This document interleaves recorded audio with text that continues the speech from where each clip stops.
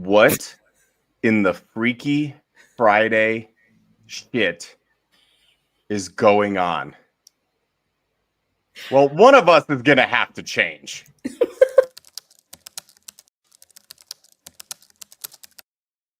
Hey, feel I'm in the mood for a switch up. I hit the function, hit the rose till I hiccup. I hit the stage and leave with money that's a stick up. Welcome to Altitude Adjustment. My name, believe it or not, is Mario Vitanzi. I know you're looking at this and you're thinking, why are there two Bris doing this show? But there aren't. There's just one Bri over there, and I'm Mario. I know it's like the Spider-Man meme where we're just pointing at each other. Bri, I figured one Bri just wasn't enough. One Bri is never enough for this world. But part of the reason that I think that, like, you're gracious enough to join me on Altitude Adjustment. You do Broncos Country tonight on KOA. You do Let's Talk Broncos. You do Believe in the Broncos with Patrick Chiotti. This feels like a scene out of Harry Potter where I can't see anything. Where you would it's like, how are you in so many places at once? And it's because you got the time turner from Dumbledore. And I promise that's as nerdy as I will ever get on this show. So what better way to spread the wealth of Bri Maestas than to have two of them? And again, if you're watching, I'm not Bri. That's Bri. I'm still Mario. That's the original, and this is Kirkland brand. Maybe not Kirkland. This is Temu, okay? This is what you order from Temu, and this is what you get. So, without any further ado, Bri. You can imagine how warm you are right now. Like, is you sweating? You know what's weird? I'm hot, but I feel very cold on the inside. Do I have that right? Yeah, you've just basically created an enigma of myself from manifesting this look, this endeavor. Honestly, if you figure out how I can be in multiple places at once, please let me know. I'm pretty sure we figured it out, Bri. Can you go to work for me? That would be fantastic. I think if you're wanting to get fired within the week, my boss doesn't really care what I do. Yeah, he's laid back. He really lets me get away with anything. I'm not so sure that your boss would be as accommodating. Well, then do you want to come and cook dinner for my family and do some household things? You know what? I kind of. Yeah, I think I think what we should do, I should go over there in my Bri wig and just stand next to you and see if Matt knows who's who. It's gonna go over poorly. What the fuck is he doing in my house? What is he wearing? Get out of here. Basically, that's how the conversation will go. Andy likes the hair. Andy, I'm impressed that you know that it's me. Honestly. How do you deal with this? I can't. The curtains keep closing. Is there a trick to this? Okay. Well, headphones. I got my headphones pushing. Making it worse, it's pushing it into the middle. Bri, the Broncos beat the Philadelphia Eagles on the road, outscored them 18-0 in the fourth quarter. I'm going to tell you a little story. So I was in Philadelphia, obviously working. Didn't want to go to the game. Tickets were too expensive. I'm flying back on the plane thinking, hey, I'll be able to watch it because American Airlines has live TV. Well, turns out they get the feed from New York. So they weren't broadcasting the Broncos-Eagles game. They were broadcasting Giants-Saints. And even though that was a hell of a matchup that I did not want to miss, I'd rather watch my beloved Denver Broncos. So I had to pay $30 for Wi-Fi. Ridiculous that Wi-Fi is that you have to pay that much, but I did. And so I go onto my YouTube TV, and because I'm flying, game was blacked out. So my janky ass paid for Wi-Fi and had to watch the entire game on, you guessed it, crack streams. And every time something amazing happened, it froze. And then it would rejoin after the amazing thing had happened or after the big play happened. So I felt like I was in the process of having a stroke watching this game. Thankfully, I was able to watch the last bit of it and watch them win at baggage claim, where I'm yelling and cheering, and I'm like, let's go in public in baggage claim. In the red wig, because you had that with you. In the red wig. And people are like, oh, that Bri Maestas looks terrible. She's really let herself go. And I'm like, bitch, you don't know me. So, I'm stressed, okay? Tell me, Bri, how did the Broncos win this game? How did they outscore the undefeated, reigning, defending Super Bowl champions 18-0? Break this game down for us, because the first 3 quarters were horrible. It's not how you start, it's how you finish, which is good because I'm not going to finish the show like this. No, I truly hope that you eventually come to your senses and you just forego the wig, because although it's a good look, honestly, I think I'm the only one that can really pull it off. Just like I think the Broncos are the only ones that could pull off what they did. Notoriously bad at closing games. I think that was sort of becoming their identity. And now they've really flipped the script, right? On the entire NFL. I don't think a whole lot of people outside of Adam Rank were predicting it to go this way. And I don't think anyone heading into the fourth quarter had a really great handle on the Broncos being able to make up the 18-point deficit, or making up 18 points to close that deficit. Because I think what it really attributes to is the fact that the roster, the coaches, the entirety of this like Broncos country are really starting to buy into what the Broncos are doing. The Sean Payton and Bo Nix era is very prevalent. I think you've got the idea that there's talk as a slow start happens, and you can only predict it. You could almost predict it and write the script for how this was going to go down.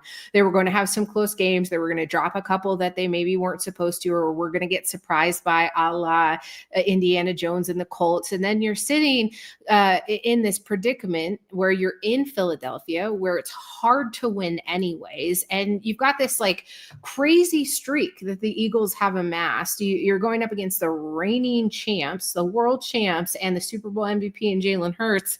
And you're somehow saying, okay, I still think it's possible. What the Broncos did is they bought into themselves. They limited those self-inflicted wounds, and they were really able to make a convincing case for why this team is headed in the right direction. Now, there are going to be pitfalls that happen, injuries, et cetera. I know we'll get into the rest of that. But what I was really excited by is it really sets the tone for what the rest of the season is going to look like. Now, this upcoming stretch starts the conversation of, is this team a playoff caliber team? Because they just did the unthinkable in the unthinkable. And I think this is a great situation to find yourself in, because you saw the improvements that you wanted to see. You're seeing Bo Nix really evolve, adapt, and shake off any kind of sophomore slump narrative. And I still think there's improvements to be made. But what I like is the idea that Sean Payton continues to lean on his quarterback.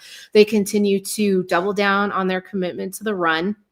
And then they're able to use what Bo Nix has, which is the strength and the caliber of a leader and as a professional quarterback. And I think that's really what's going to start to stand out now. Now you faced your toughest opponent to date in the Eagles, and now you're heading up against what seems to be kind of the lowest bar possible in the Jets, and you're going to be playing it in a neutral site. So I think opposite ends of the spectrum, yeah. Yeah, complete. And that's where it gets dangerous in the NFL, right? We talk about parity all the time of like, well, anything can happen. A 5-0 team or a 4-0 team can go 1-.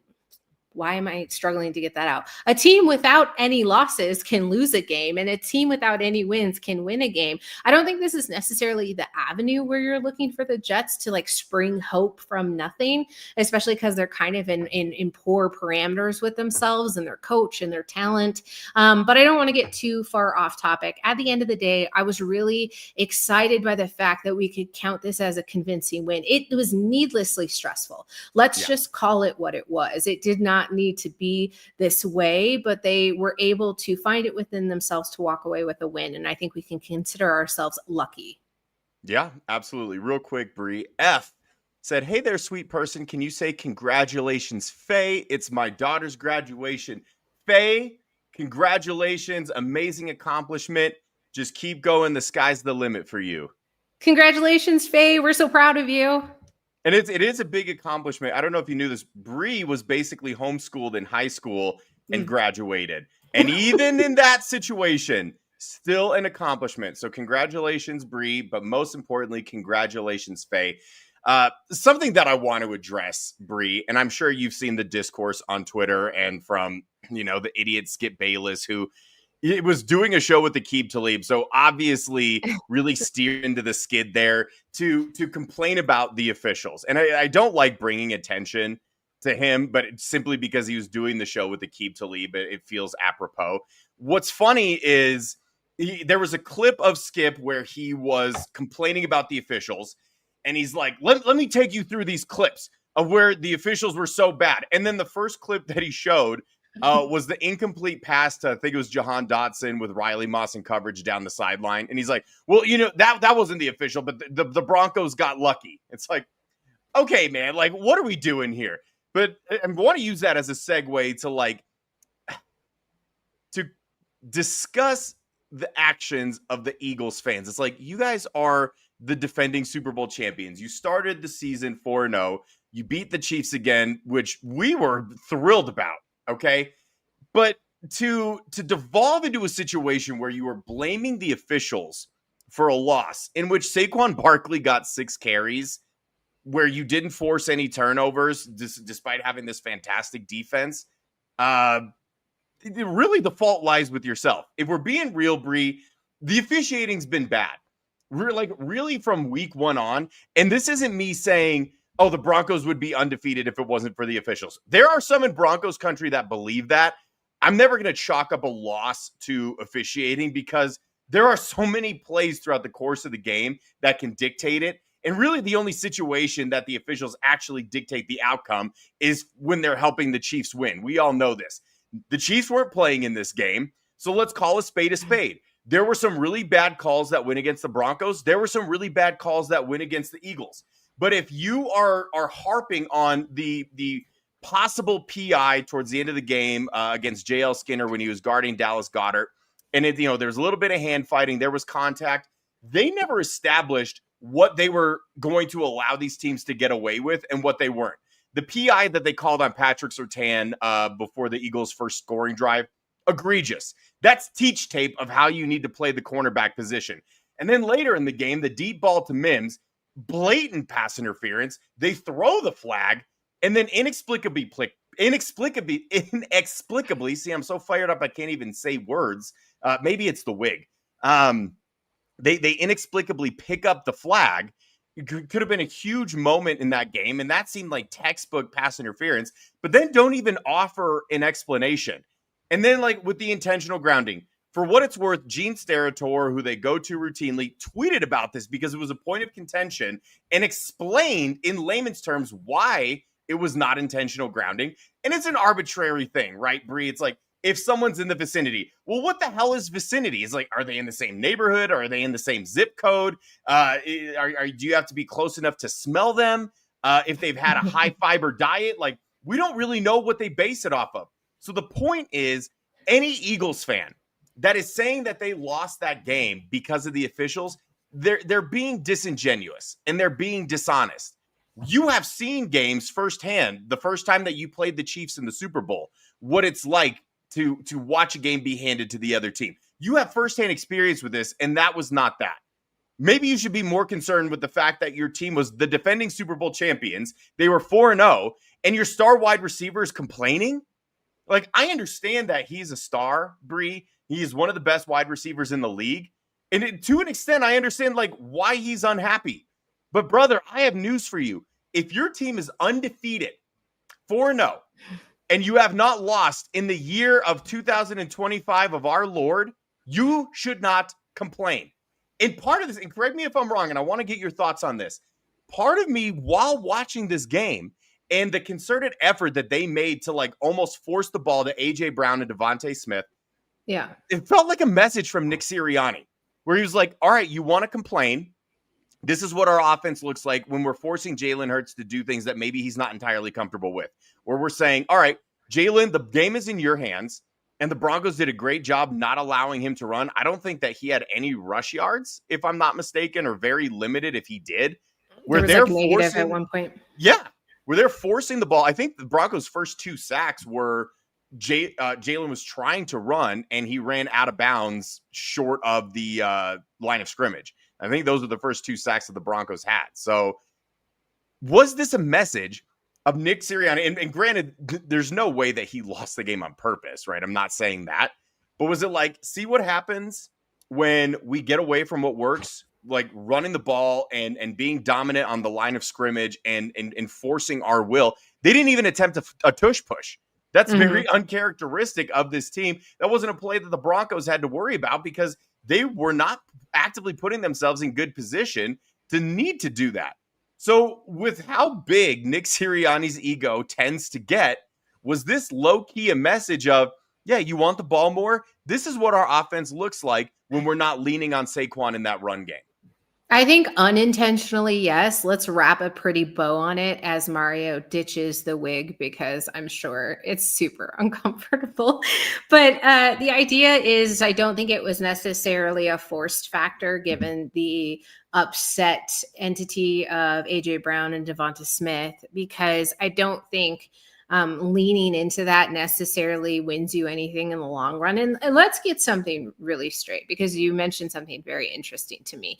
The fact that you could be a disgruntled receiver on a defending Super Bowl championship caliber team, reigning championship team, it just seems a little bit misguided, because at the end of the day, I think the whole conversation centers around it's us and not me, right? Like but we see it a lot with different skill positions who maybe don't like their utilization. And you're right. I think by emphasis alone, the Denver Broncos forced the Eagles to go outside of their comfort zone. I see it mentioned here by Cody Daly in the chat. Saquon getting 6 carries is unheard of. And I think there was a conversation leading up to this game where I mentioned that I was worried about Jalen Hurts. And I guess not necessarily because of the caliber of quarterback, but I think because when forced in a position where he needs to throw the ball, it's not like he's incapable of doing so.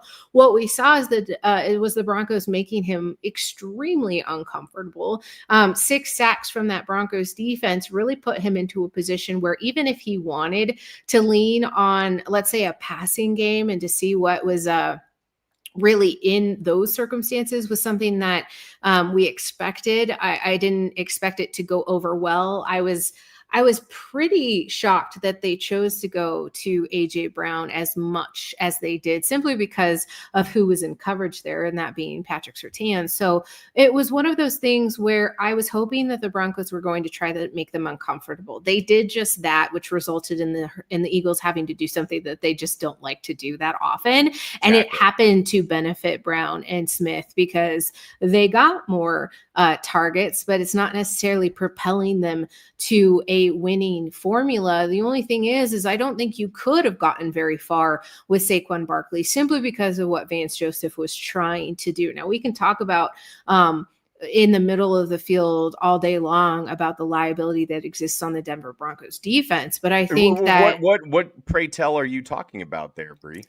I mean, in general, when you're talking about the strength of the linebacker position, I think it leaves a little bit left to be imagined in the realm of what could be with this Broncos defense. But then you have the opportunity to sort of mitigate some of that liability when you have a Talanoa Hufanga, or you're able to plug in Jahdae Barron there through the middle. And so Jaquan McMillan was absolutely where he was supposed to be at all times. So you're just seeing the ability for them to adapt in those circumstances. But what's going to happen, and what Philadelphia tried to do, was make that liability a problem. But what they also found was maybe a little bit of a short step miscue with a Riley Moss. And I'm not saying Riley did a bad job, but they were definitely trying to target the weak position or the weak matchup with this Broncos team. And there's not really a whole lot of them. So you got to find, it's like comparing the lesser of two evils, right? Like, I don't think you want to throw at Pat very often, but you're definitely going to try to air out Riley Moss. And I think his coverage was good. I don't think it was bad, but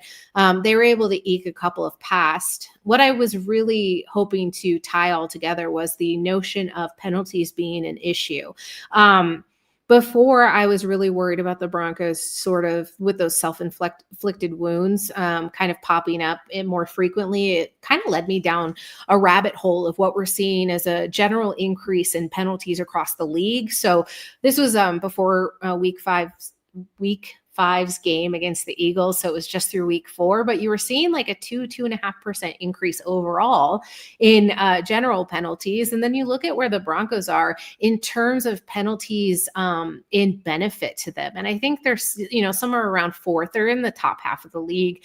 And you start to wonder, even if there is an increase in penalties, what is that actually leading to? Because since 2015, we've seen a general decrease. So something is being talked about in the general NFL referee meetings where they're going to be more heavy-handed. And I think it's now becoming a place, and this is just my theory, I've got a tinfoil hat somewhere, where they're actually trying to isolate what teams are generally more, I want to say, apropos to committing. So you see a couple of general offensive line penalties where you wouldn't normally see them called. And I think that some unfortunately went against Luke Wattenberg that sort of pump up some conversations that we've been having. But I think overall there is an overuse of laundry when it comes to NFL games. And it's just this lean into these referees wanting to have a continuous narrative when it comes to this game. It's making it almost semi-unwatchable at times, though, because there's a ton of momentum shifting every time there's a long yardage penalty or every time that there's some ticky-tacky call that's made. And you made the point about how fan bases and, team analysts like to lean into the conversation of, well, if not for those penalties, then we win the game, and et cetera. And I think that's a really dangerous predicament to find yourself in, regardless of what team you're cheering for or where you fall on the line, because let's just use the game on Sunday as a identifying mark. Like, there's a ton of calls that could have gone either way. And at the end of the day, those are not the ownership for a loss or a win. Now, yes, I agree that sometimes when momentum leads to a score or a bad call on a turnover is going to end up costing your team. Sure, absolutely. But at the end of the day, if that's the only platform that you have, then you are unfortunately at the precipice of the better team won, and you're trying to find an excuse for why your team didn't.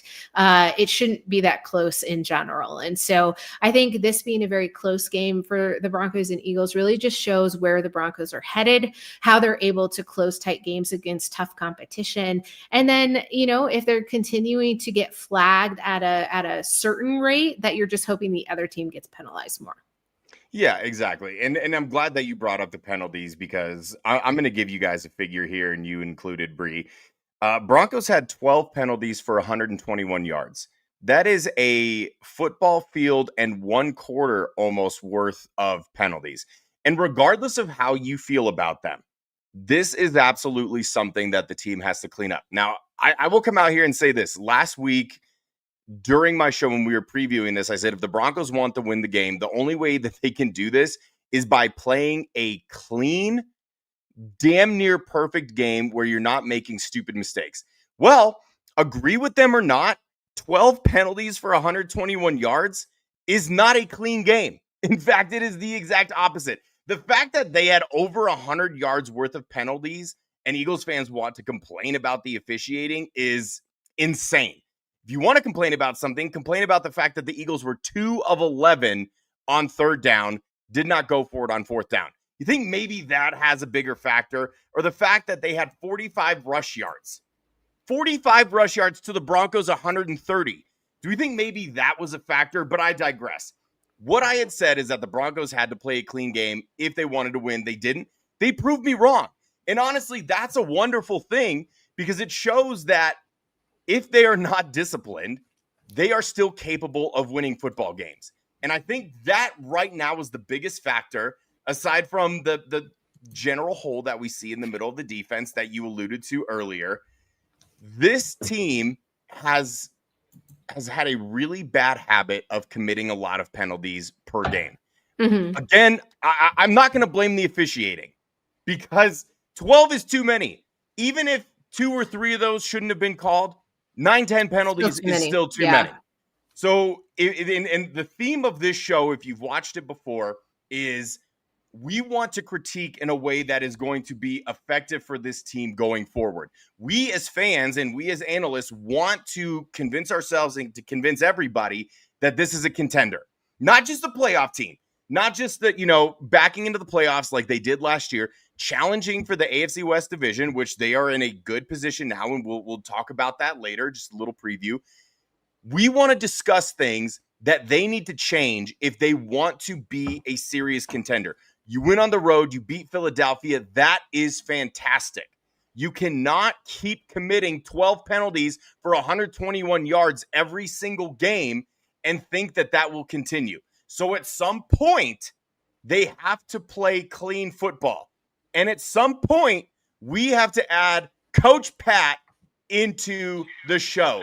There is that beautiful bastard, even though we can't really see him. Whoa, yeah, sorry. The man who is being considered and called the greatest mind of high school offenses in the state of Oregon. What's up, Coach Pat? I'm driving to London right now. It's kind of hard. I'm currently about 10,000 leagues under the sea. That's why it's so dark. I was going to say. A hammerhead shark just swam by my windshield. I'm doing good, man. Getting ready. It's a short week game for us. Just trying to get back on track after a tough loss last week, and get these kids right so that we can get on to the playoffs, man. We got some big games coming up. Well, they certainly have the right guy calling offensive plays. And speaking of calling offensive plays and the correct person to do so, Pat, what did you see from Sean Payton and Bo Nix in this last game that, obviously, man, the first 3 quarters were bad, from Bo, from the passing game. But my God, what was he? 9 of 10 for 127 yards and a touchdown in the fourth quarter, exactly what you needed. So what were you seeing from a play calling standpoint that was working? What do you want to see more of? And what needs to be wiped from the playbook altogether? Like, who was popping for you?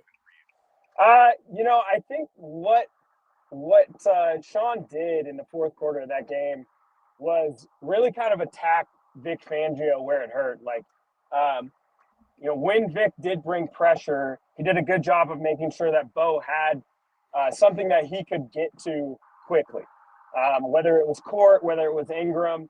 And I think that is an area where they kind of lacked last year. And I think that's where, like, the Ingram signing is the best, is you give Bo a good receiving option as a quick read, as a hot, right? I thought that Bo in the first half, I felt like he did make some mistakes, but I felt like his receivers could have helped him out a little bit more in the first half. Yep. And I thought that throughout the game, like, man, the first drive of the game, he throws a beautiful ball to Court, and it would have been a big third down conversion. It would have been a massive play. Yeah. And Court just lets it go through. Bri and I talked about, the throw to Marvin Mims late in the game when, we were talking about him not putting enough zip on the ball. Looking back at that, I'm like, man, that was actually a pretty good spot.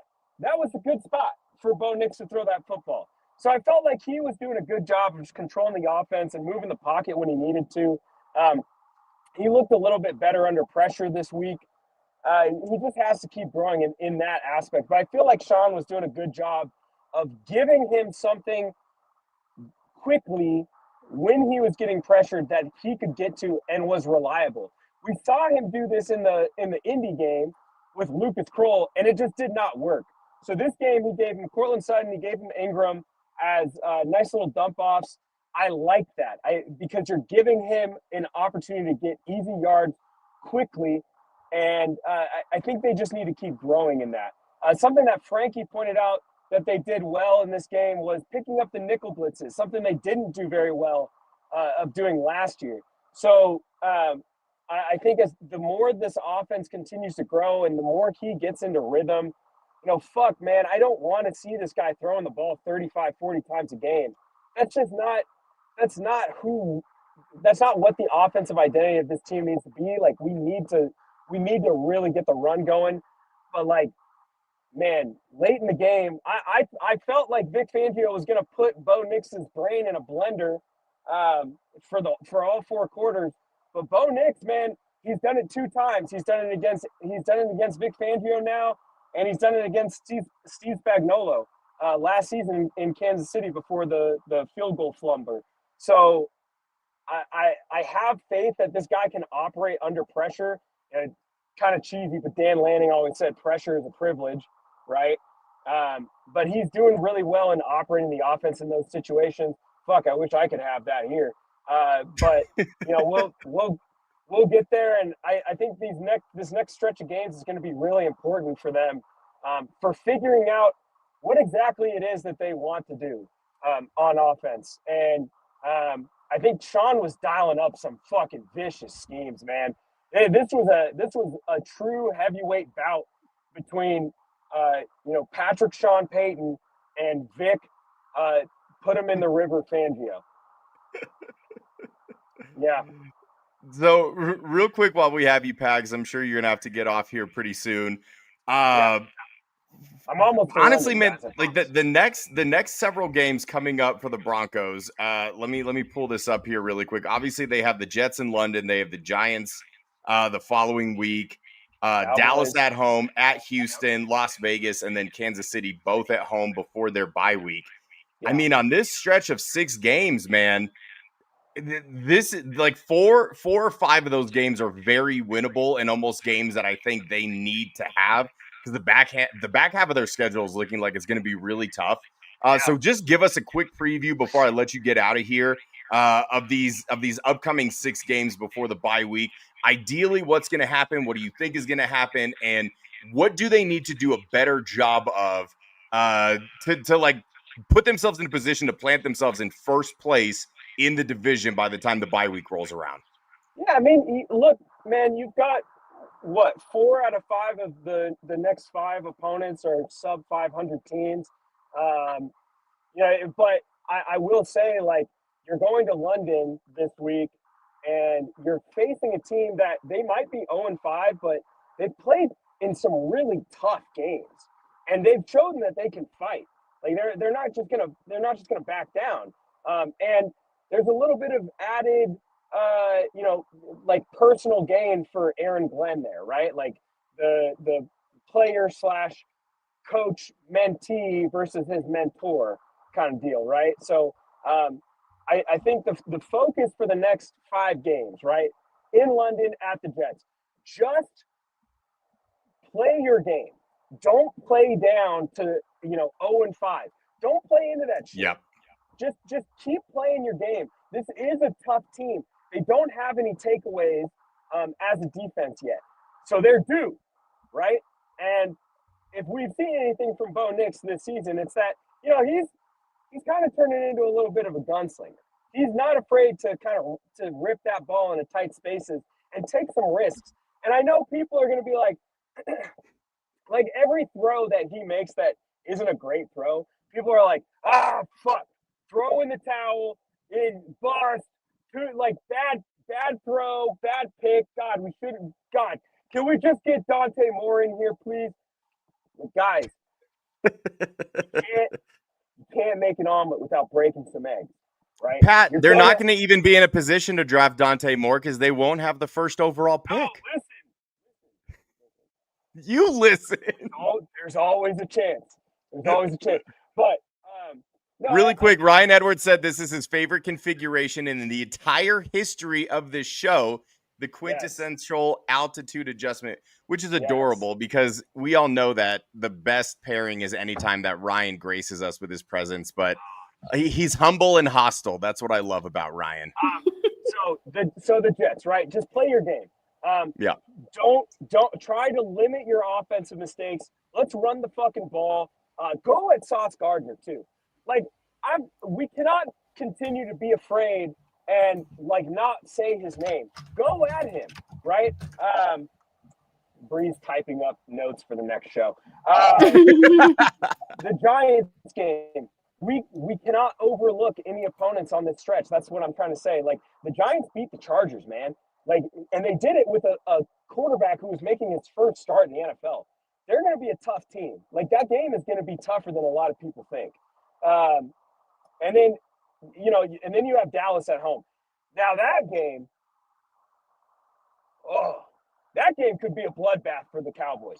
But Javonte Williams revenge game. He is, by statistics, the best gap zone runner in the NFL right now. Congratulations to Javonte.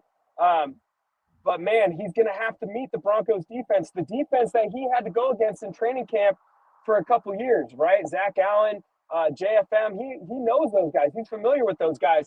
So it's going to be a tough game, right? And they're missing a bunch of guys injury-wise.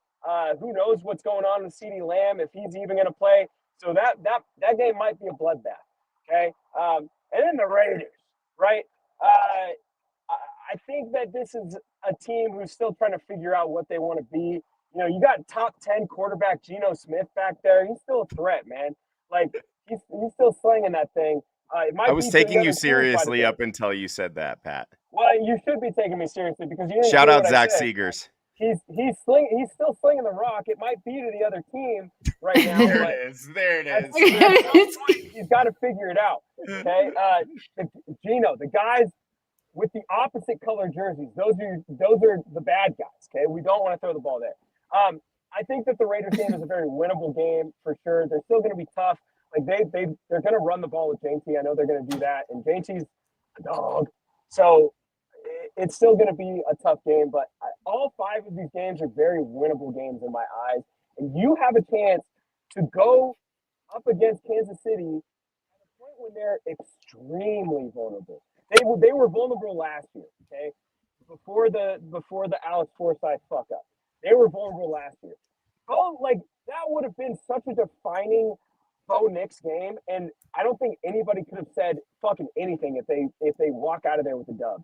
Yeah. But now you have a chance over these next 5 games to really like hone in what you're doing and figure it out and go into that game 8-2. That would be insane. That would be crazy to go into that game 8-2. Do I think they're going to go into that game 8-2? Probably not. Probably 7-3. Probably 6-4. Okay, if we're being realistic, because like some of these games are going to be trap games. 0-5 Jets, that's a trap game. That's got trap game written all over it. Okay, Justin Fields beat us last year when he was with a different team, albeit, but they're going to be hungry. I guarantee you. So I think that they've got a good chance to go 5-0 over the next 5 and go into that Kansas City game 8-2. That is my hope. I wish that they would do that because they would have so much confidence going into the Kansas City game. And then, has Pat taken a breath yet? No, Ryan, no. I just got out of practice. Screaming at kids for the last 2.5, 3 hours. Brian, I can't take breaths. What is that? Oxygen? Who needs that? Well, and you're driving through a literal war zone, as Boggins pointed out. So you've got to keep your head on a swivel. No. I'm driving the Atlantic Ocean. I already made that clear. Oh, right. Yeah, it's not Portland. You're right. Yeah. Literally, when he. Oh, fuck. Ice? Is that ice? No, it's not ice. Just name it. I did. Are you getting pulled over? No. I thought he was earlier when his turn signal was on. I was like, "That's flashing lights, cherries and berries, my dude." I did see ice earlier today, and I said Mario Vitanzi sends his regards. And how dare you? I threw a fish on their windshield. They're not going to do anything. Oh, good. That's good. I was about to say something that probably would have been problematic. Anyways, no. I think that the message over the next 5 weeks from Sean has to be like one game at a time. We just have to take this one game at a time, and then you have an opportunity to really show. Like the Chargers are on the downturn. The Chiefs are like struggling, but not struggling at the same time. But like they're super vulnerable right now. I am so confident that Sean will have this team ready and rearing to go for the next 5 weeks, and really just like make them feel a little bit of make them feel a little uncomfortable, right? Pat has been on the Tylenol. Cuddy, I drink Tylenol every day. Okay, the tism is tisming. Okay, but I do think that they have a really At least strong you're not chance, ripping lines of and Tylenol anymore. those days are behind me. Now it's just lines of little bumps of Excedrin. That's what it is. Just like Mark Sanchez, Ryan said. Jeez, man. my- You know what? If I see some old trying to take my parking spot, we're gonna have problems. Okay. If Okay. I see a 69-year-old man trying to take my parking spot at Trader Joe's, I'm gonna throw hands. Okay.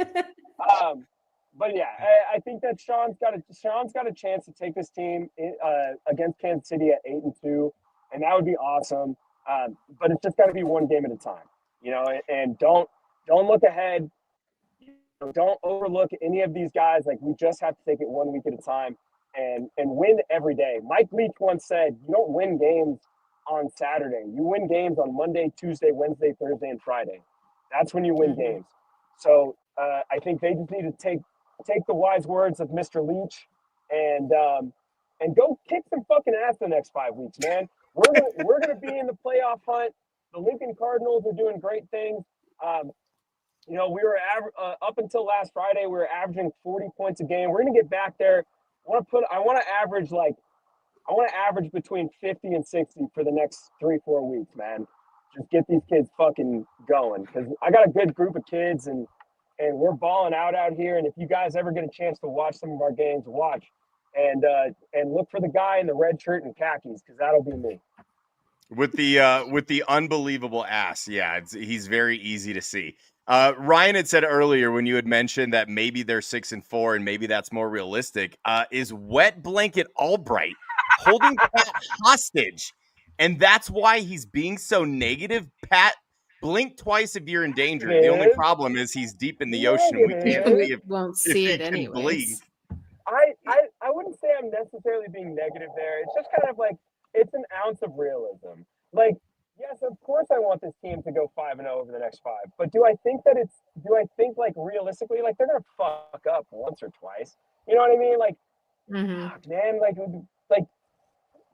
it's bound to happen. But like, the optimist in me is saying, oh yeah, like, we got this. 5-0 over the next 5 is definitely doable. 8-2 before Kansas City is definitely doable. But like, let's see Evan Ingram featured in the offense a little bit more. Let's keep feeding J.K. Dobbins, man. That guy is running really hard. Yeah. It's going to be interesting to see without Ben Powers how this run game does, because Powers was low-key one of the best offensive linemen in the league, really, as far as like run blocking and run success. Like, it's gonna suck not having him, but it's almost like better that it's during this stretch of games, because, you know, maybe you're not going up against the best competition. Maybe there's some games that you can win with Throckmorton and Palczewski. I saw somebody say Forsythe could step in for Powers. Guys, there's another person that Forsythe could step in for, and it's definitely not Ben Powers. I'm glad you brought that. I'm glad you brought that up, Pat. Because before I let you go, it's time for the best new segment in all of Denver sports podcasts. It's Wattenberg Watch 2025.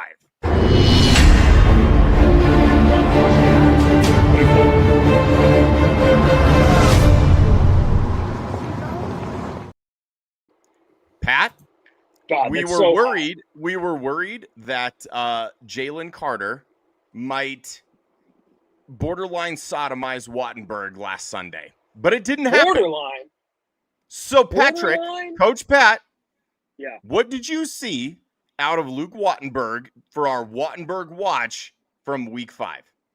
Listen, I'm no professional. Okay, I'm no professional.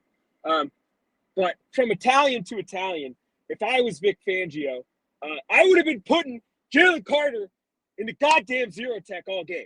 Okay, because if he watched any of the film from the Broncos over the first like 4 weeks of the season, he would have been like, yeah, I'm just gonna put Jordan Davis and Jalen Carter. Put Jalen Carter in the 0 tech and put Jordan Davis as the fucking 3 tech and just let them fuck shit up. Okay, but he didn't do that. Okay, Weinberg, honestly, in this game, I felt like he did a really good job, much better in the run game, clearing out the 1 tech and the 3 tech. I feel like he did a much better job of that. Pass pro could have been better, but like, you know, he had a big ask, and like I get that. I'm not going to be so critical, right? I'm not going to be so critical after this week. But here's the thing, hey Luke, if you fucking played like that every goddamn week, think of how good this fucking offense would be. Think about how good they would be if you played like that. But instead, you play a lot of games like it's just fucking la-di-da. I don't have to do this. Who's my assignment? Like, that's how he plays. Hang on. That's a direct quote, by the way. Who's my assignment? Who's my assignment? That's how he plays a lot of these games, man. And I feel like this was a much cleaner game. This was a lot better, but I also feel like he wasn't really asked to take on as many one-on-ones. And I think that if this is a good, like, if I'm Zach Strief, I'm showing him this film and I'm saying, just do this. Just do this, dog. Like, why you got to do all the extra shit? Why do you have to overrun your assignments? Why can't you just settle the fuck down and play ball? The snaps, however, we have got to have Zach Strief work on him. Bring in fucking Tom Nalen.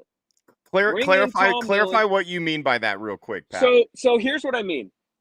And ironically enough, I have an issue with my center doing this right now. He's been watching Wattenberg tape. No one told him to do that. No one told him to do that. Coach, I heard your favorite team was the Broncos. Their center is fucking... Okay. Anyways, what I mean by that is there are a lot of times, and this was an issue last year as well. There are a lot of times when Wattenberg is like, he'll have a 1 tech, right? Slanted right at him. He will be more worried about blocking that 1 tech than snapping the ball. And so that leads to erratic snaps. It leads to inaccurate snaps. It leads to snaps that are kind of high and slow instead of just getting to the quarterback. That is a problem that needs to be fixed. That's the last thing I'm going to say on that. But all in all, he didn't do too bad. Watch for next week, though. Okay, Coach, I'm out. Thank you so much for joining us. Love you, buddy. I'll talk to you later. Love you both. Bri, you look amazing. Mario, you look sexy as hell. Ryan Edwards, I know you're out there. You beautiful fucking man. Always love talking ball with y'all. Okay, love you all. Bye. Love you. Top 3 all-time favorite person joining us from the Atlantic Ocean. Super nice. Super nice. Had surprisingly good connection considering he was 20,000 leagues under the sea or however many fathoms. Measuring water depth is weird and stupid. Just like segues, so we're not going to worry about it. Bri, that was a whole lot of information in not a lot of time. Pat brought up some really good points and discussed kind of what these next 6 games looked like. So I want to hear your breakdown now. Like, let's talk a little bit about the Jets game. Pat wants them to go after Sauce Gardner, and I'm glad that he said that because, Quinyon Mitchell, for my money, is every bit as good as Sauce Gardner and got the better of Court a couple of times. But all in all, I think you would say Court won that battle. Had the big drop early on and was a little bit slow getting started. But, man, he had his way with him certainly in that fourth quarter. And I think that's exactly what they're going to do is go after Sauce Gardner. The only problem, Bri, is Sauce Gardner is not Patrick Surtain, and he's not following your number 1 wide receiver. You just put Cortland Sutton on the other side of the field.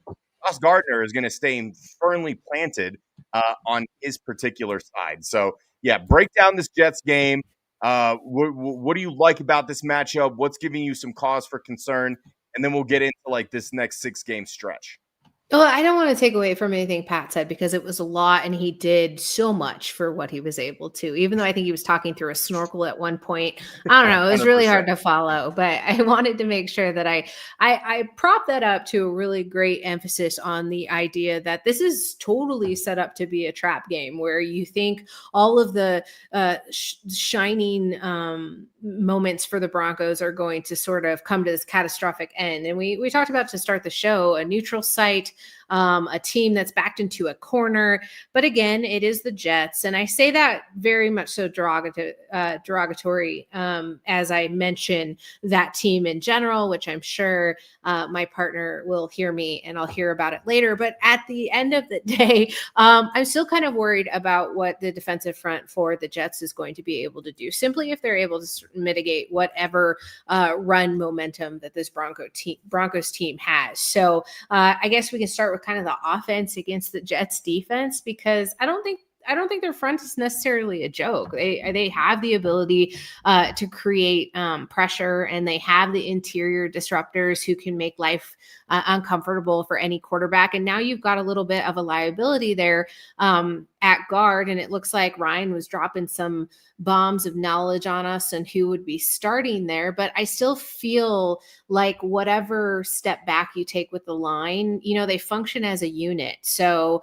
hopefully you don't see a market drop off from that production. But I think there's just going to be a little bit of uneasiness as they begin to figure that out. And Mario, I've been on your show recently, I think as recently as this offseason, talking about some of my concerns with the depth at the offensive line for the Broncos, what that was going to look at. We talked about that ad nauseum at training camp and sort of what that differential is going to look like and who would be the next guy up. Now it's going to be, Alex Paczewski is probably going to get some work there as well. And I feel bad for anyone who bought a 63 eligible jersey like that. That was a very short-lived experiment. But then you get to consider, okay, the Broncos are continuously chopping down their offensive weaponry, and not necessarily from a standpoint that you're taking away these targets, but you've been able to really funnel all of the plays that you were running through the first quarter of the season, and you're trying to figure out what you do really well. And I think Denver's offense is really balanced. You have the ability to use Cortland Sutton, and he's a very steady veteran.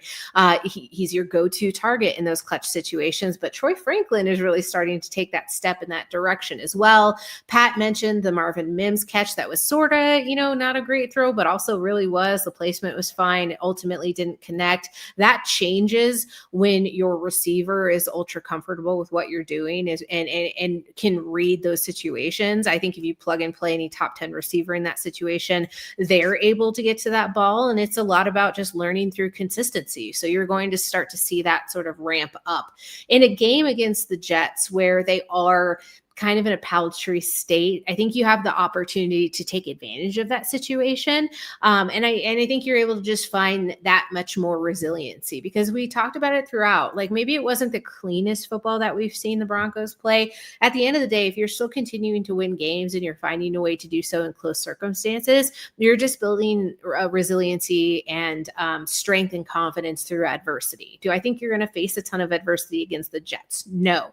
Can you overlook this team and walk in like it's a guaranteed win? Absolutely not. Like, that's not how the game of football wins. Any given Sunday, you can show up against a team in the NFL and they could find a way to shock and appall you. And I think this is a game that could truly have those types of implications. And Pat talked about it, right? Can they head into this next stretch of games and go completely undefeated? Like, are they going to go 5-0 prior to meeting the Chiefs? Absolutely not. I just don't see it happening. If they do, I'll eat crow, and I'll do it here on this program and all the other podcasts that I'm a part of. And I'll do it in a teleconferencing way in a Broncos Country Tonight spot. I'll do whatever I need to do, because if that happens, I would be glad to celebrate that. But I think that we have to take into consideration this London game is kind of always a question mark. I don't love the circumstances. If it was a home game, no question about it. But I think Nick's has shown the type of growth that we wanted to see, especially in high pressure situations. We were a little bit worried about a slump. I talked about it to start the show, but I think he's really starting to manage this game efficiently. And I think Denver's going to win versus the Jets. And then you've got the Giants to look forward to. I don't think that those are compatible statements, but I'm going to roll with it and say you got to continue to limit turnovers.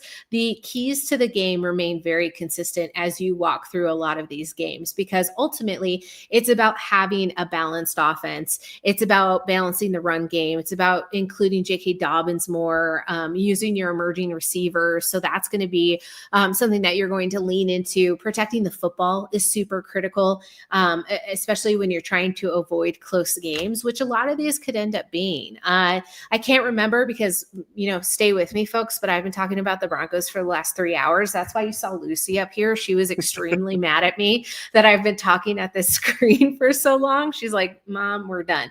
But anyways, I could see a game like the Texans could be really scary, or the Cowboys could be a game where they drop, because Dallas has an explosive offense, let alone you put Dak in any situation. He's got the playmaking ability to do it. And I think he would test the Denver Broncos secondary, maybe highlight some of those liabilities in the middle of the field. And I think the Broncos will compete. There's not really a question here, but it could easily slip away if they're not able to really generate the consistency or limit big plays. And that's something that's sort of rearing its ugly head. Is sure, you're not necessarily going to give up the short yardage. Maybe you're getting better at limiting third down conversions. But at the end of the day, if you keep getting beat by some downfield passes or committing a penalty in which gives the other team a very advantage push down the field, then I think that's where it starts to get away from you. So I could see them also winning at the Texans. I think that if you are able to see the Broncos impose their will, you're really going to see it shine through that middle of that stretch. And then obviously looking forward to that Raiders in division matchup, because you're just having division supremacy and physicality. I think the Broncos will dominate in that capacity. We already talked about Geno Smith. You were talking about top 10 quarterbacks and eliteness, still being able to sling the ball. And for a second, I thought you were talking about Joe Flacco, which it should be presently considered a little bit of elder abuse by putting him out there behind that Bengals line. But hang that is him a up, Joe. That is a conversation for another day. I don't know what they're doing over there. But when the Broncos comes to division matchups, I think we have something truly to look forward to, because these are must-win circumstances as we get later into the season. So I think the Broncos have the tools to pull it off. And I think that there's no longer a conversation of wanting these convincing wins. I think they've proved to us, right? They've convinced us. But if all holds well, I love Pat's idea that like 8-2, that's a little bit of a stretch, but I could definitely see 7-3, because then you start to put real pressure on a couple of these teams who are figuring it out. There's already the excuses coming in for Justin Herbert as to why it's just not his year again. Like, if only if it could have worked out again. But now we're continuing to hear that tenfold when it comes to the AFC West. So I'm a happy camper as a Broncos fan, as a, moonlighting Broncos analyst. And at the end of the day, Mario, I think we're in good standing. Lucy's back. She says hello. Hello, Lucy. Thank you so much for joining us. I want to bring this up. Quentin was saying you can't overlook the Jets, and you're absolutely right. And I'm going to tell you why. Like, I always try to look for certain matchups. And the thing that scared me the most about this Eagles game this last week was Saquon Barkley. Like, this defense got gashed by Jonathan Taylor in week 2. We know that happened. Omari and Hampton had a fantastic game in LA against them. Chase Brown was a non-factor, but that was more result of, Jake Browning being a terrible quarterback, clearly, because they just traded for 87-year-old Joe Flacco. First and foremost, I want to see this team play a complete game. And they haven't really done it yet, Bri. And I guess you could chalk some of that in the Cincinnati game up to the point where they were pretty much in cruise control in the second half. It's like after you put 21 on that team, you're like, Bengals aren't scoring no 21 points in this game. So maybe the mindset shifted a little bit. And we saw it. I mean, at least for the offense, you played 1 out of 4 quarters, and it just so happened to be enough. Thank God the defense showed up for all 4 quarters and mostly did what they wanted to do. And even though they kept Saquon in check, he still gashed him for a long touchdown pass. And we've seen this defense is susceptible to the wheel route to the running back out of the backfield. And that's the first matchup that I want to discuss. Breece Hall is a very good running back. And even though they kept him under wraps last year in New York, previous to that, Breece Hall absolutely had his way against the Denver Broncos. Like, this is a name that had been consistently striking fear into the hearts of Bronco fans, because it felt like before last year, Breece Hall would put up career numbers every single time that they played against him. He's their leading rusher, obviously. And this is a team that runs the ball really well, Bri. They're third in the NFL, 144.4 rush yards. Obviously, that's the Justin Fields factor. He's tacking on 50, 60 yards to that. But rush yards are rush yards, regardless of where they're coming from. Now, this team did a really good job, as we mentioned earlier, keeping Jalen Hurts kind of like reined in. I think he ended up with 3 rush yards, okay? You're not going to be able to do that against Justin Fields. They're different types of runners. Hurts is a smart runner. He's a good runner, but he's much easier to keep in a box. You're not going to have as many designed runs for a Jalen Hurts as you are for Justin Fields. Justin Fields is going to look for 1 read, maybe 2, and then he's going to take off. So the Broncos need to take a page out of their own playbook of how they were able to keep Jalen Hurts in a box and figure out a way to do that for Justin Fields. And they're going to have to figure out a way to limit Breece Hall. He's the guy that really makes their offense go. And so as long as you can key in on him, and I don't know how you're going to do that. I don't know if it means bringing Hufanga more in the box. I don't know if you have to trust Strnad and Singleton at some point. I don't know if Brandon Jones is coming down more often. Obviously, the defensive line, the edge rushers, they're doing their job. And that is making your job as a defense as a whole a lot easier when they're doing what they're supposed to be doing, which they have aside from week 2 against Indianapolis. But that's the one matchup that's kind of sticking out to me is this is a really good run team. Now, granted, so were the Eagles, and they put them in their place. Now, there were extemporating factors that were happening in that game. And it was just a weird, bizarre game plan from Philadelphia. And the thing is, the Jets aren't going to get away from the run game, Bri, because they literally can't throw the ball. They have Garrett Wilson, who is a very good wide receiver, but they have Justin Fields, who is a running back masquerading around as a quarterback. He's not good at throwing the ball. He's very good at running the ball. So as long as you could limit that, you're going to be fine. But that's the one big thing that kind of gives me a little bit of pause and hesitation looking at this matchup is they're averaging just over 200 pass yards a game, good for 27th in the league. They're not even trying really to throw the ball. Now, on the other side, this was kind of like a vaunted defense the last couple of years. They are, where is it? First of all, they're tied for last. They have 0 interceptions. That cannot change. Bo Nix has the tendency to throw stupid interceptions. We saw it week 1 against Tennessee. We saw it week 4 against Cincinnati. Bo has to play another clean, competent game like he did against Philadelphia, take care of the ball, did a great job of that. Do not give the Jets their first interception of the season. Don't be that guy. Their defense. Sorry, Mario, can I ask you a question there, though? Yeah. What's the difference between taking, some appropriate risks where an interception is pretty much inevitable and then making it I feel like the line between that and boneheadedness starts to blur a little bit. You got to toe that line. Absolutely. Yeah, you're dancing with the line of you need to take shots. You want Bo to be bold. I want Bo to be more bold than he was for the first 3 quarters. I want to see 4th quarter Bo. And he was making those throws because he had to at that point. You had to push the ball. You had to convert a long 3rd and 17. You had to score 18 points in order to win that game. So we want to see that from Bo, but we want calculated, intelligent risks. The only reason that the Jets will be in this game is if you're playing sloppy football and you're not taking care of the ball. That's why you cannot throw bad interceptions. That's why you cannot fumble it. You can't give up bad sacks to this Jets defense who can get after the quarterback a little bit. But on the other side of the ball, Bri, they are giving up, 31.4 points per game. The only 2 teams that they have played against this year that have not scored over 30 points were the Buccaneers, who scored 29, and the Dolphins, who scored 27.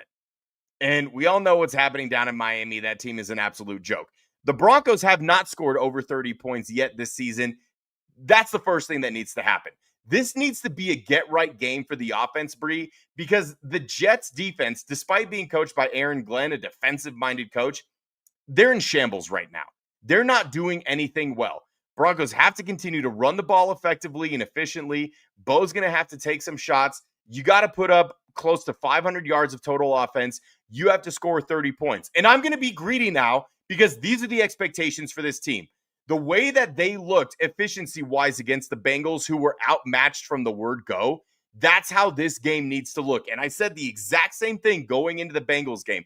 If this is a close game in the second half and in the fourth quarter, I'll be displeased. Even if they somehow end up winning by 2 touchdowns, you need to make a statement just like you did last week. And it was a different kind of statement. The Jets are not on the same level as the Broncos. Point blank, period. They are completely overmatched in this game. Justin Fields is going to be running for his life. I guarantee you Pat Surtain is going to be draped on Garrett Wilson, and their second leading receiver is a rookie tight end, Mason Taylor. Their third leading receiver is running back Breece Hall. They have no other wide receivers. So not only does this need to be a get-right game for the offense, this should be a get-right game for Riley Moss. Because if you're going to avoid Patrick Surtain and the only decent receiver they have in Garrett Wilson, who are you throwing to? Reynolds? The former Bronco? I, honest to God, Bri, don't know of any other wide receivers that are on this team. So don't become susceptible to the tight end like you've had the tendency to do in the past. Don't become susceptible to the running back catching the ball out of the backfield like you have been known to do. Button your shit up. Come out with a good, clean game plan. Get after Justin Fields. Force him into mistakes, and it's not that difficult to do. And send a message. This should be a bludgeoning. This should be an embarrassment. This should make Jets fans feel even more embarrassed than they do right now, being the only winless team. Leave no doubt and make sure that they are hanging their heads all the way back across the pond by the time the second half kicks off. That's what I need to see. Not want, need. Don't overlook this team, and if you don't, you're going to beat the piss out of them. Yeah. Paul really quick said, Reynolds is a good number 3 receiver. He is. Outruns bullets. Actually, Paul, he was shot. So he's not good at outrunning bullets. Hate to correct you there, but that's just the reality of the situation. Bri, thank you so much for joining me. I appreciate all the time. Sorry that we ran long, but we both have a lot of very intelligent things to say. And as the best looking podcasters in all of Colorado, as Paul so eloquently put earlier, I'm trying to look really quick. Oh, here it is. Yeah. Best looking people in podcasting. You're right, Paul. And it's not something that we take lightly. Before I get you out of here, Bri, we of course have to give the people what they want. And that is the greatest segment in Denver sports podcasting history. This is Bricked Up.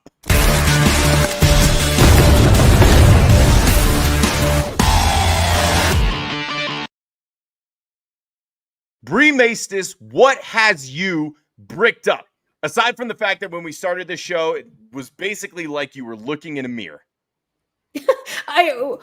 I still don't know if it was supposed to be meant like as a compliment or as not, because I'm pretty much reeling from it. My 5 o'clock shadow is nowhere near as impressive as your beard is. And so it was just I'm having conflicting feelings, but honestly, I have to say everyone has to try out bright red hair, like at least once. It's a wig, totally fine. But I think we should have a meetup where we all have red hair just for like feeling it out and enjoying the process. But aside from that, I would say this Denver Broncos defense has me bricked up because you have everything you could ask for. You have the pressure, you have the depth, you have the identity, and it just keeps getting better week after week. I think it was Frankie who pointed out that like Jonathan Cooper just continues to disrupt. Not only are him and Nick Bonito turning into one of the more underrated edge duos in the AFC, Bonito in particular, obviously he's taken that next step, but we're talking about Cooper maybe not being there simply because he doesn't have flashy sack numbers.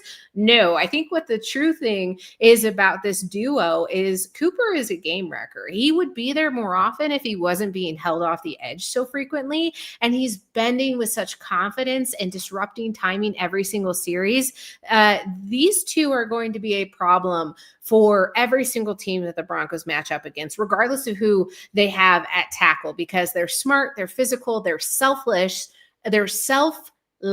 And together they've given Denver something that's been missing since, I'm going to say it, the prime Von Miller and, some DeMarcus Ware magic going on. So it's just a legitimate homegrown pass rush, and I'm really excited about it. And just what a steal to be able to have Nick Bonito here in Denver for a long-term strategy that actually, serves the Broncos in the long run. And then on the inside, because it's not like the edge is the only place where you're seeing such a defensive standing. You've got Zach Allen, you've got Jonathan Franklin Myers, who are continuing to be this massive addition, literally and figuratively, as they are able to, slide around and still get interior pressure.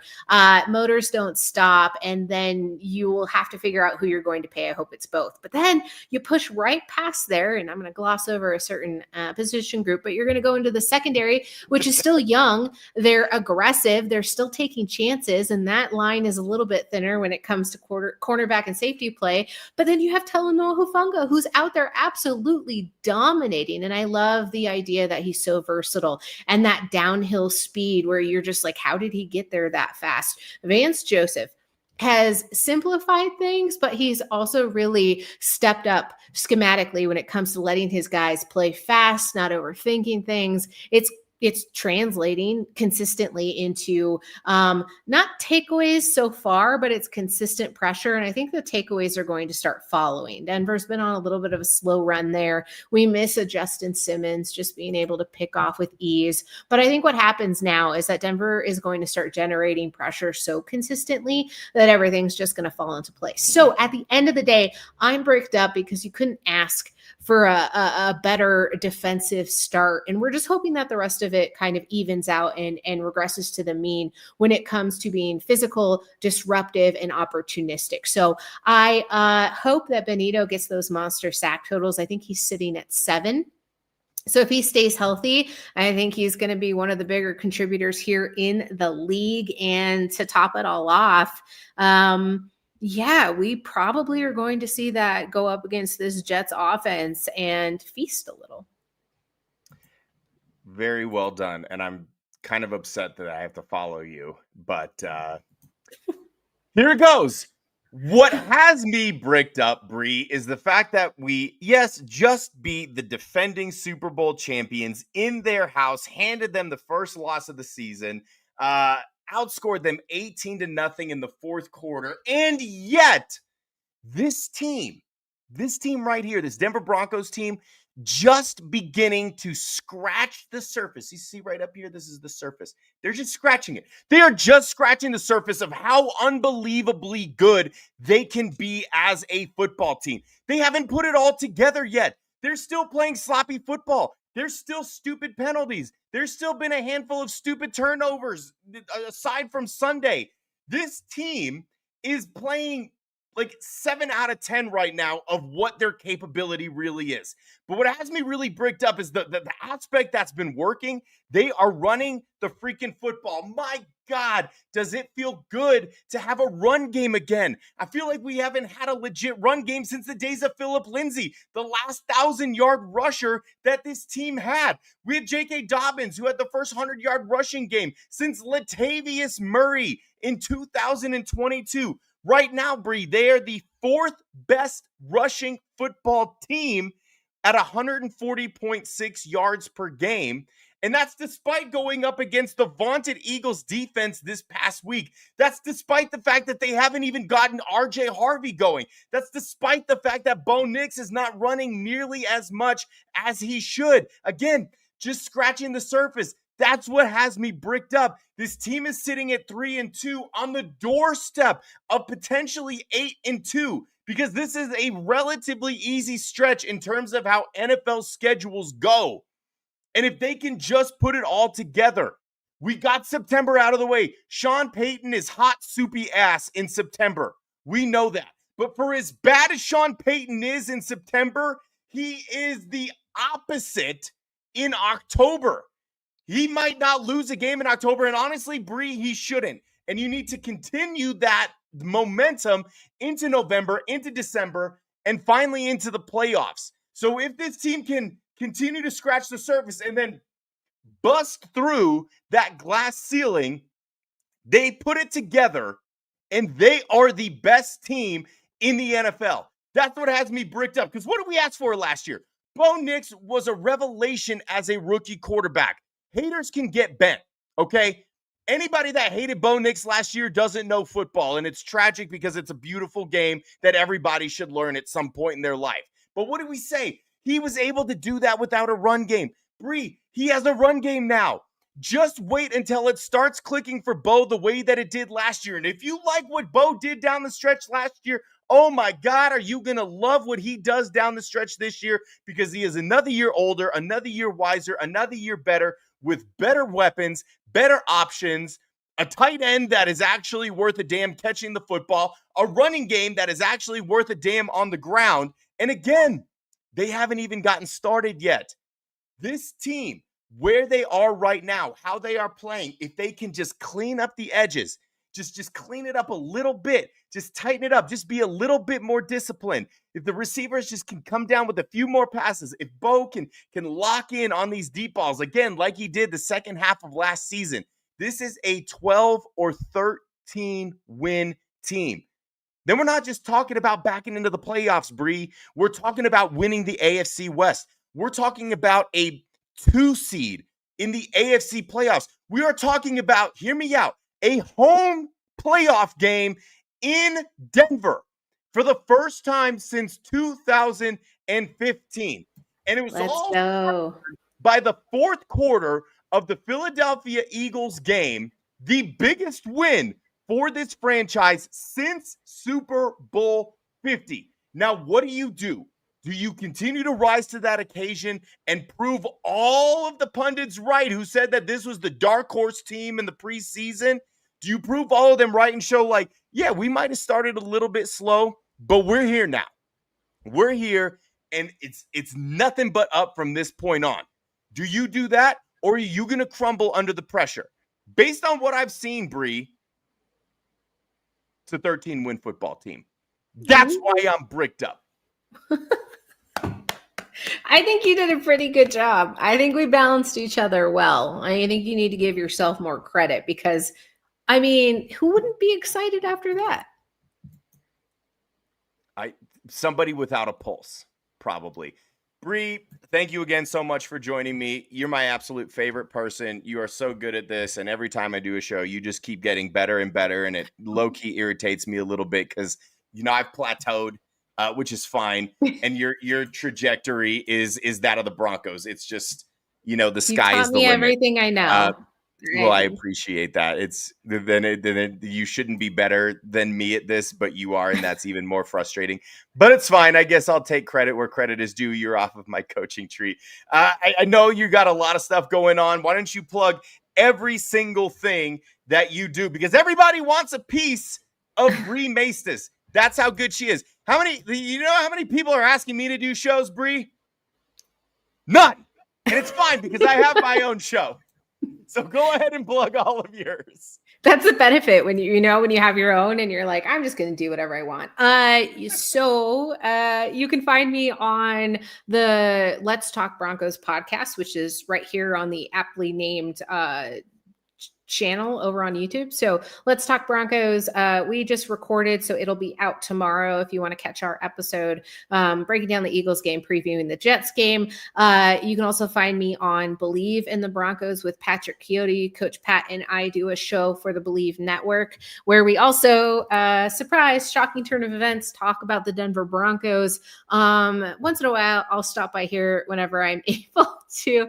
It just keeps getting more unhinged with the sunglasses and the hat. It's a look. And then you can catch me. I just did a spot for Broncos Country Night over on KOA, which releases on iHeart. So you can go ahead and re-listen to that segment if you really want to punish yourself. But yeah, always doing something.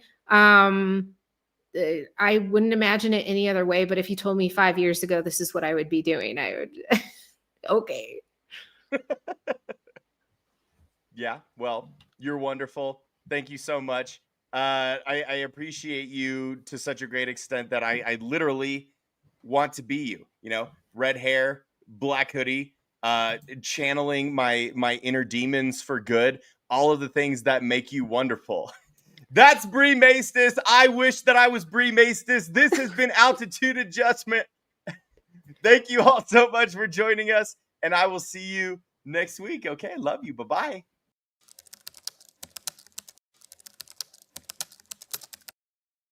Hey, feel I'm in the mood for a switch up. I hit the function, hit the rose till I hiccup. I hit the stage and leave with money that's a stick up.